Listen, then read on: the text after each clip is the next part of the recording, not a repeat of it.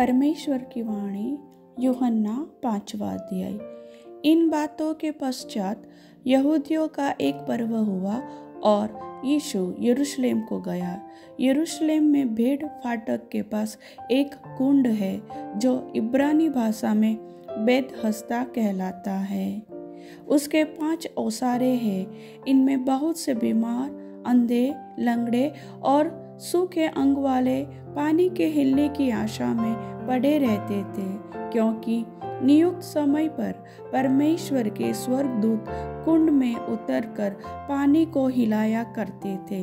पानी हिलते ही जो कोई पहले उतरता वह चंगा हो जाता था, चाहे उसकी कोई बीमारी क्यों न हो।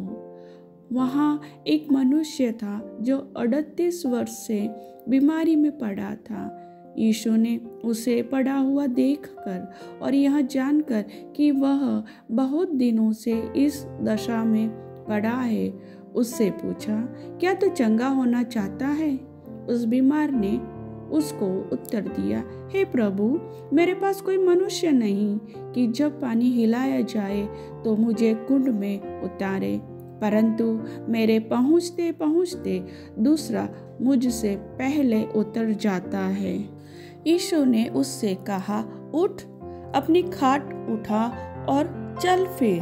वह मनुष्य तुरंत चंगा हो गया और अपनी खाट उठाकर चलने फिरने लगा। वह सब्त का दिन था, इसलिए यहूदी उससे जो चंगा हुआ था कहने लगे, आज तो सब्त का दिन है, तुझे खाट उठाना उचित नहीं। उसने उन्हें उत्तर दिया, जिसने मुझे चंगा किया उसी ने मुझसे कहा, अपनी खाट उठा और चल फिर। उन्होंने उससे पूछा, वह कौन मनुष्य है जिसने तुझसे कहा, खाट उठा और चल फिर? परंतु जो चंगा हो गया था वह नहीं जानता था कि वह कौन है, क्योंकि उस जगह में भीड़ होने के कारण यीशु वहां से हट गया था। इन बातों के बाद वह यीशु को मंदिर में मिला। यीशु ने उससे कहा, देख, तू चंगा हो गया है, फिर से पाप मत करना, ऐसा न हो कि इससे कोई भारी विपत्ति तुझ पर आ पड़े।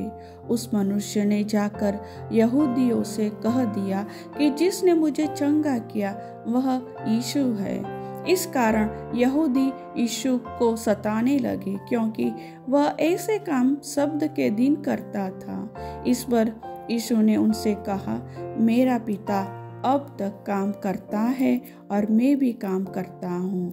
इस कारण यहूदी और भी अधिक उससे मार डालने का प्रयत्न करने लगे, क्योंकि वह न केवल सब्त के दिन की विधि को तोड़ता, परंतु परमेश्वर को अपना पिता कहकर अपने आप को परमेश्वर के तुल्य भी ठहराता था। इस पर यीशु ने उनसे कहा, मैं तुमसे सच सच कहता हूँ, पुत्र आपसे कुछ नहीं कर सकता, केवल वह जो पिता को करते देखता है, क्योंकि जिन जिन कामों को वह करता है उन्हें पुत्र भी उसी रीति से करता है, क्योंकि पिता पुत्र से प्रीति रखता है और जो जो काम वह आप करता है वह सब उसे दिखाता है, और वह इनसे भी बड़े काम उसे दिखाएगा, ताकि तुम अचंभा करो। जैसा पिता मरे हुओं को उठाता और जिलाता है, वैसा ही पुत्र भी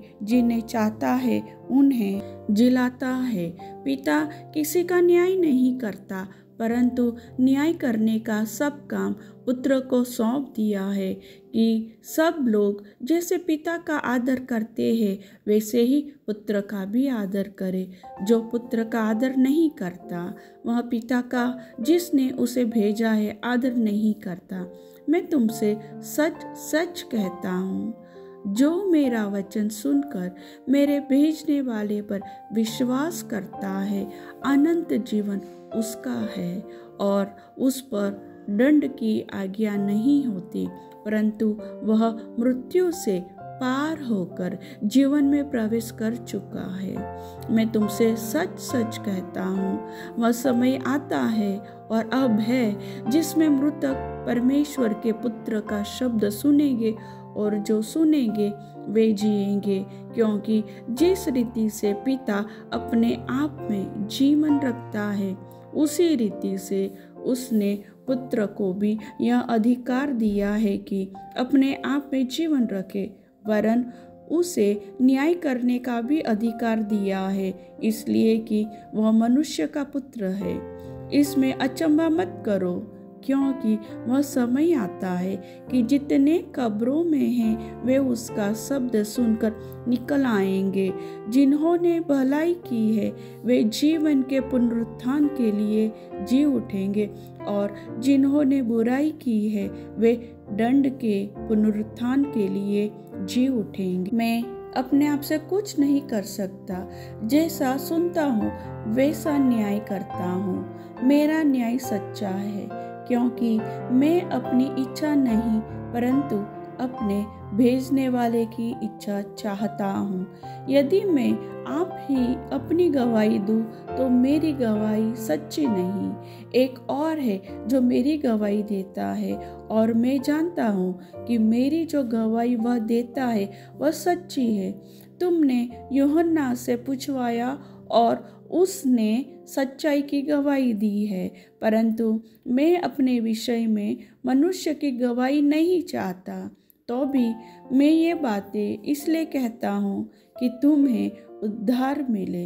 वह तो जलता और चमकता हुआ दीपक था, और तुम्हें कुछ देर तक उसकी ज्योति में मगन होना अच्छा लगा, परंतु मेरे पास जो गवाही है वह यूहन्ना की गवाही से बड़ी है, क्योंकि जो काम पिता ने मुझे पूरा करने को सौंपा है, अर्थात यही काम जो मैं करता हूँ, वे मेरे गवाह है कि पिता ने मुझे भेजा है, और पिता जिसने मुझे भेजा है उसी ने मेरी गवाही दी है। तुमने न कभी उसका शब्द सुना और न उसका रूप देखा है, और उसके वचन को मन में स्थिर नहीं रखते, क्योंकि जिसे उसने भेजा तुम उसका विश्वास नहीं करते। तुम पवित्र शास्त्रों में ढूंढते हो, क्योंकि समझते हो कि उसमें अनंत जीवन तुम्हें मिलता है, और यह वही है जो मेरी गवाही देता है। फिर भी तुम जीवन पाने के लिए मेरे पास आना नहीं चाहते। मैं मनुष्यों से आदर नहीं चाहता, परंतु मैं तुम्हें जानता हूँ कि तुम में परमेश्वर का प्रेम नहीं। मैं अपने पिता के नाम से आया हूँ और तुम मुझे ग्रहण नहीं करते। यदि अन्य कोई अपने ही नाम से आए तो उसे ग्रहण कर लोगे। तुम जो एक दूसरे से आदर चाहते हो, वह आदर जो एकमात्र परमेश्वर की ओर से है नहीं चाहते। किस प्रकार विश्वास कर सकते हो? यह न समझो कि मैं पिता के सामने तुम पर दोष लगाऊंगा।